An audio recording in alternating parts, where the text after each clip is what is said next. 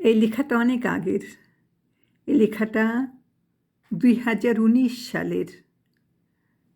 তখন খুলনায় বয়রা বইমেলা হচ্ছিল। সেখান থেকে ঘুরে ফিরে এসে তারপরে লেখাটা লিখলাম। লেখাটা এমন: এখন খুলনায় বইমেলা, সেজে গুজে পরিপাটি। কেউ কি ছিল অপেক্ষায় 11টা মাস? অপেক্ষা অপেক্ষা আর অপেক্ষা, শুধুই কি 1 মাস? 1 মাসের জন্যে বইমেলা শুরু। কেন অনীহা বই পড়া নিয়ে কিছু ছেলে মেয়েদের?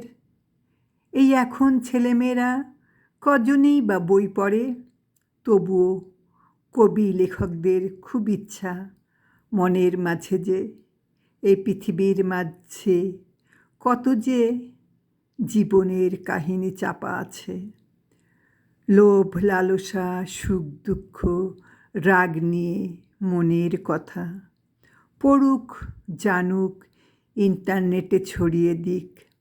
কত অজানা কাহিনী যে চাপা পড়ে আছে, কে খোঁজে? তবে বইমেলায় শুধু বই না, আরও অনেক কিছু।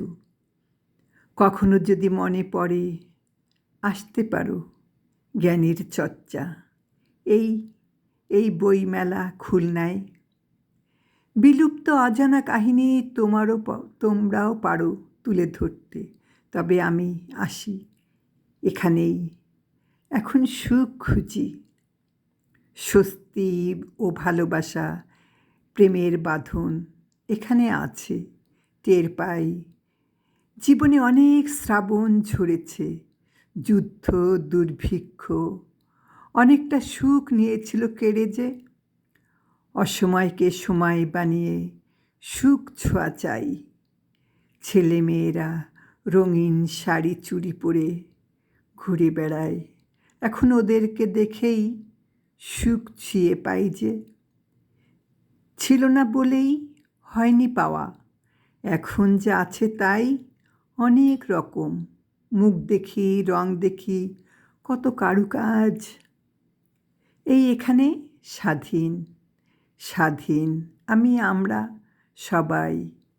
আজ আর কেউ আটকে রাখে না, আগেও কেউ রাখিনি। নিজেই ছিলাম একটু ঘরকুনো, তবে নিজে এখন মুক্ত আকাশে। কেন যে শুধুই মনে পড়ে, বড় বেমানান ছিলাম কি?